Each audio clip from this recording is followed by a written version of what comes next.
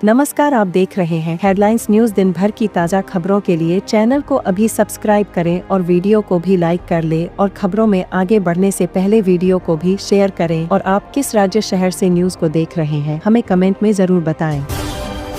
दिल्ली के दंगल में एक दूसरे को पटखनी देकर सत्ता के शीर्ष पर काबिज होने की रेस में जुटे राजनीतिक दलों का फोकस झुग्गियों पर हो गया है। सत्ताधारी आम आदमी पार्टी का परंपरागत वोटर माने जाने वाले झुग्गियों के वोट बैंक को अपने पाले में करने की कोशिश में विपक्षी भारतीय जनता पार्टी बीजेपी ने विशेष अभियान चलाया। सांसदों और नेताओं ने झुग्गी प्रवास किए और संकल्प पत्र में भी कई लुभावने वादे किए हैं। अपने कोर वोटर को बचाए रखने और बीजेपी की रणनीति को काउंटर करने के लिए अब आम आदमी पार्टी भी एक्टिव हो गई है। सूत्रों की माने तो आम आदमी पार्टी ने हर झुग्गी के लिए 8 से 8, 10 से 10 लोगों की टीम बनाई है। इस टीम में झुग्गी के शिक्षित लोगों के साथ ही प्रभावशाली व्यक्तियों को शामिल किया गया है। हर टीम की अगुवाई के लिए एक झुग्गी प्रधान और एक झुग्गी संरक्षक की नियुक्ति की गई है। आम आदमी पार्टी के कार्यकर्ता झुग्गियों में पहुंचकर यह संदेश देने में जुटे हैं कि बीजेपी आई तो झुग्गियां तोड़ देगी और आम आदमी पार्टी इन्हें बचाने के लिए लड़ रही है, खासकर महिला मतदाताओं के बीच।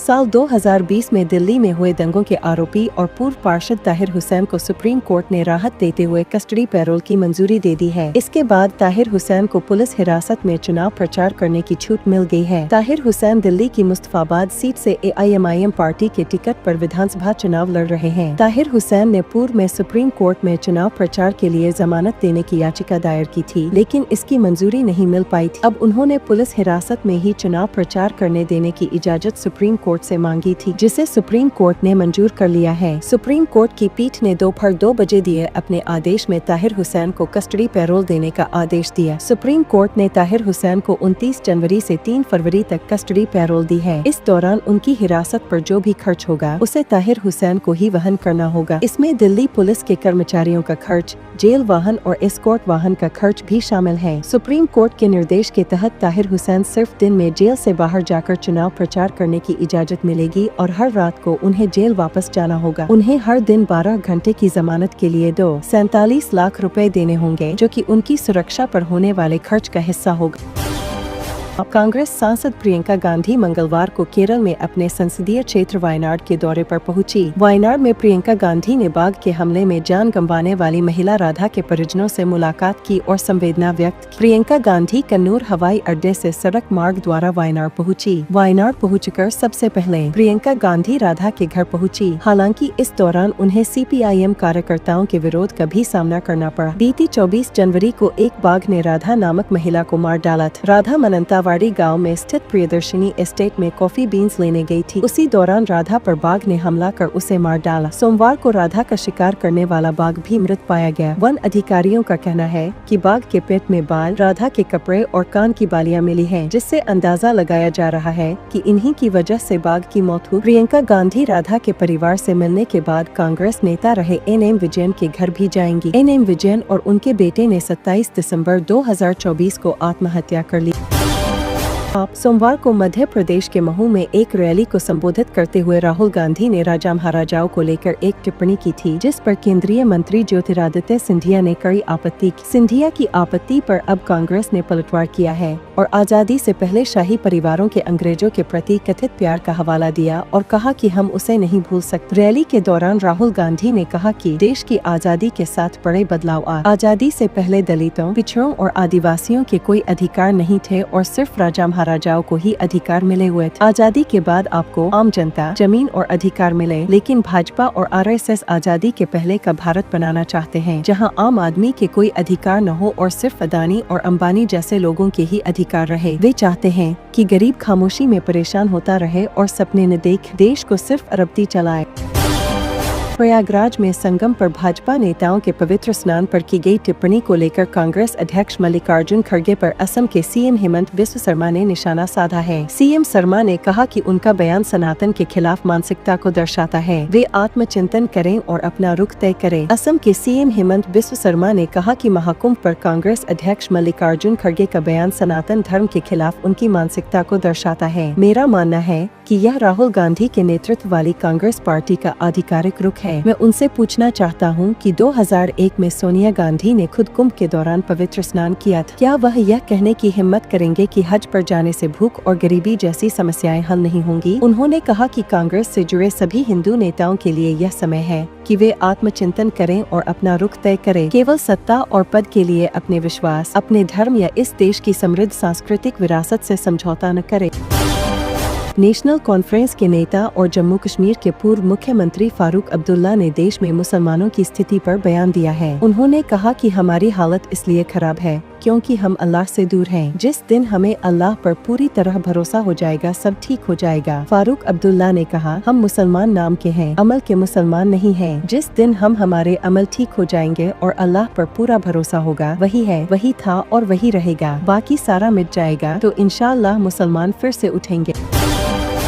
दिल्ली की मुख्यमंत्री आतिशी को कोर्ट से बड़ी राहत मिली है। बीजेपी की तरफ से दाखिल मानहानि के केस को कोर्ट ने खारिज कर दिया। दिल्ली की राउज एवेन्यू कोर्ट ने अपना फैसला सुनाया। अदालत ने समन को रद्द करते हुए कहा कि आप नेता की टिप्पणी विपक्षी पार्टी के खिलाफ की गई थी, न कि संगठन के व्यक्तिगत सदस्यों के खिलाफ। पीटीआई की रिपोर्ट के मुताबिक स्पेशल जज विशाल गोगने ने मजिस्ट्रेट अदालत के आदेश के खिलाफ आप नेता की ओर से दायर अपील पर यह आदेश पारित किया, जिसने प्रवीण शंकर कपूर की शिकायत पर आतिशी को समन जारी किया था। जज ने आतिशी के वकील की इस दलील पर गौर किया कि उन्होंने कपूर की मानहानि नहीं की है, क्योंकि कथित मानहानिकारक बयान बीजेपी के खिलाफ था, किसी व्यक्ति के खिलाफ नहीं।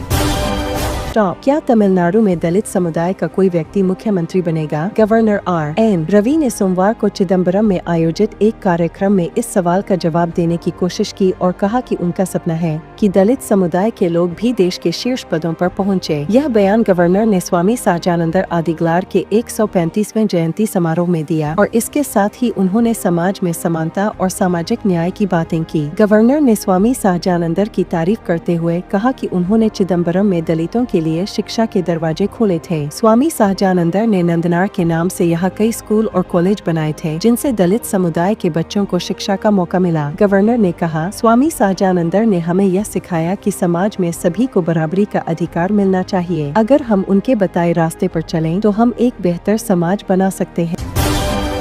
26 जनवरी को राष्ट्रीय स्तर के एक अंग्रेजी अखबार में छपी एक खबर ने बिहार की राजनीति में अचानक सरगर्मी तेज कर दी। कयास लगाए जाने वालों की जल्दी ही मुख्यमंत्री नीतीश कुमार के बेटे निशांत कुमार राजनीति में आने वाले हैं। बीते दिनों उनके एक बयान के अर्थ निकाले जाने लगे और इस चर्चा ने और गर्माहट पाली। इसके बाद जदयू के एक वरिष्ठ नेता के बयान ने भी कुछ ऐसा ही संकेत किया कि सियासी मामला गर्म हो गया। जाहिर तौर पर इस प्रश्न के उत्तर ढूंढे जाने लगे कि क्या वाकई में निशांत कुमार राजनीति में आने वाले हैं? क्या वह पिता नीतीश कुमार की राजनीतिक विरासत संभालने के लिए तैयार हो गए हैं? बीते 3 दिनों से इसको लेकर खूब हंगामा मचा, लेकिन अब नीतीश कुमार की पार्टी जनता दल यूनाइटेड ने इसको लेकर जवाब दिया है। जेडीयू ने निशांत कुमार को लेकर पार्टी का स्टैंड मीडिया के समक्ष रखा है।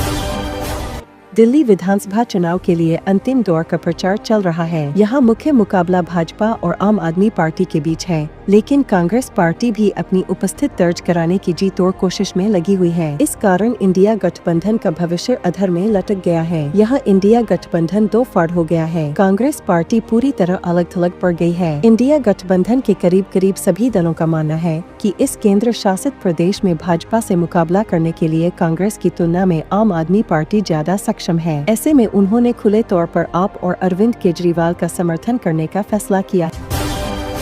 हिमाचल प्रदेश के ऊना जिले में अब बिना हेलमेट और उपयुक्त नंबर प्लेट के पेट्रोल पंपों पर पेट्रोल डीजल नहीं मिलेगा। जिला आपदा प्रबंधन प्राधिकरण के अध्यक्ष एवं जिला दंडाधिकारी जतिन लाल ने इस संबंध में आदेश जारी किए हैं। आदेश के अनुसार बिना हेलमेट पहने दोपहिया वाहन चालकों को पेट्रोल नहीं दिया जाएगा। साथ ही बिना उपयुक्त नंबर प्लेट वाले किसी भी वाहन को ईंधन देने पर भी प्रतिबंध रहेगा। यह आदेश आपदा प्रबंधन अधिनियम 2005 के तहत जिले के सभी पेट्रोल पंप संचालकों को जारी किए गए हैं। बताया गया है कि कानून व्यवस्था और लोगों की सड़क सुरक्षा के मद्देनजर यह कदम उठाया गया है।